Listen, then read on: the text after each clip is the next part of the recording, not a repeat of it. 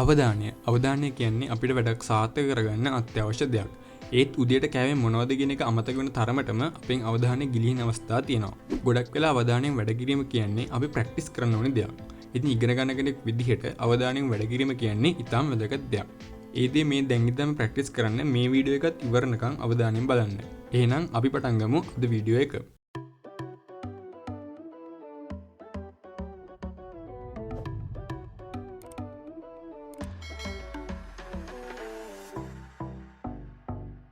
attention අවධානය focus එක කියන්නේ දෙකක්. ඔයා පාඩම් කර ඉන්න වෙලාවක අම්මවට කතා කරනවා. ඒක ඔයාට ඇහෙන්නේ ඔයා හොඳ අවධානයකින් ඉන්න නිසා. එතෙන්ද ඔයා focus කරන්නේ පාඩම් කරන විෂය කරුණු වලට.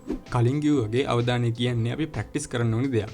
ඉතින් ඔයාට පුළුවන් හැම දවසකම පාඩම් කරන්න කලින් ටික වෙලාවක් ආනාපාන සතිය වගේ භාවනාවක් පුරුදු පුහුණු වෙන්න. ඒ වගේම චෙස් වගේ ක්‍රීඩා වලින් පුළුවන් අවධානය වැඩි දියුණු කරගන්න.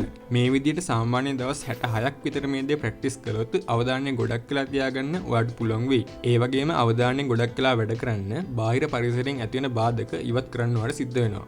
මොනවද අපිට තියෙන බාධක? ෆෝන් එක, අනවශ්‍ය ශබ්ද, අපිට පේන දේවල්, මේ දේවලුත් අයින් කරගන්න. ඔයාට පාඩම් ගන්න හොඳ නිශ්ශබ්ද තැනක් තෝරගන්න. පොත් මේසෙ පිළිවෙලට අහුරගන්න. මම මේ ගැන වෙනම වීඩියෝ එකක් කළා. ඔයාට පුළුවන් නම් ඒකත් බලන්න. මේ දේවල් කරන එකෙන් ඔයාගේ අවධානය වෙන දේවල් වලට යොමු වෙන්න තියෙන ඉඩකඩ අඩු කරගන්න පුළුවන්. ඔයා නගරබද නැත්නම් සද්දබද්ද වැඩිපුර ඇහෙන තැනක ඉන්න කෙනෙක් නම් ඔයාට පුළුවන් උදේ පාන්දර නැගිටලා පාඩම් කරන්න. ඒ වගේම රැයට පාඩම් කරන්න. ඒ වගේම තමයි ඔයා තවත් පිරිසක් එක්ක ඔයාගේ යාළුවොත් එක්ක පාඩම් කරන කෙනෙක් නම් ඔයාගේ අවධානය ගිලිලා යන තැන ඉඩකඩ වැඩි. ඒ නිසා මේ වෙනකන් ඔයා ඒ විදිහට පාඩම් කරපු කෙනෙක් නම් එකපාරක් තනියම පාඩම් කරලා බලන්න. අවධානය අපෙන් නැති වෙලා යන තවත් එක හේතුවක් තමයි එක දිගටම ගොඩක් වෙලා වැඩ කරන එක. මෙහෙම කරන එකෙන් අපිට ඒ වැඩේ එපා වෙනවා. ඒ කියන්නේ බෝරින් වෙනවා. පැයක් විතර පාඩම් කරලා පොඩි විවේකයක් ගන්න පුළුවන් නම් ඔයා පාඩම් කරන වෙලාවෙන් උපරිම ප්‍රයෝජනයක් ලබා ගන්න පුළුවන්. තවත් සමහර අය ඉන්නවා එකම වෙලාවෙ වැඩ කීපයක් කරන්න උත්සාහ කරනවා. මේකෙන් වෙන්නේ ඒ වැඩ එකක්වත් හරියට කරගන්න බැරි එක. උදාහරණයක් විදිහට කිව්වොත් සමහර අය පුරුදු වෙලා ඉන්නවා පාඩම් කරන ගමන් සින්දු අහන්න. එතෙන්දී අපේ අවධානයෙන් වැඩි ප්‍රමාණයක් යොමු වෙන්නේ සින්දුව වෙනුවෙන්. ඒ නිසා පාඩම් කරන වෙලාවට ඒ දේ විතරක් කරන්න. ඒත් ඔයාට පුළුවන් නම් පාඩම් කරන දේවල් කියවන ගමන් ලියන්න. ඔයාගේ අවධානය ගොඩක් වෙලා රඳව ගන්න පුළුවන්. යම් දෙයක් කියවන ගමන් ලියනකොට අපේ ශරීරයෙන් ඉන්ද්‍රියන් වැඩි ප්‍රමාණයක් ඒ වෙනුවෙන් යෙදවෙනවා. ඒ නිසා ඒ දේවල් වල අවධානය වෙන දෙයකට යොමු වෙන්න තියෙන ඉඩකඩ හරිම අඩුයි. ඒ වගේම තවත් අය ඉන්නවා පාඩම් කරන එක පැත්තකට දාලා වෙන වෙන දේවල් කල්පනා කරනවා. ඒ අය බොහෝ වෙලාවට ඒ දේවල් කල්පනා කරන්නේ පොත දිහා බලාගෙන නෙමෙයි.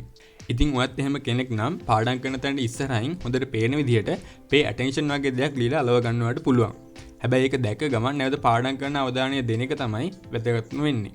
මීට අමතරව ඔයා පාඩම් කරන නෝට් එක ඔයාටවත් කියවගන්න බැරි නම් අපිළිවෙලයි නම් ඔයාගේ අවධානය ගොඩක් වෙලා තියාගන්න බෑ. ඒ නිසා ඔයාගේ නෝට්ස් පිළිවෙලට හදාගන්න. වැදගත් තැන් ඉස්මතු කරලා පෙන්නන්න.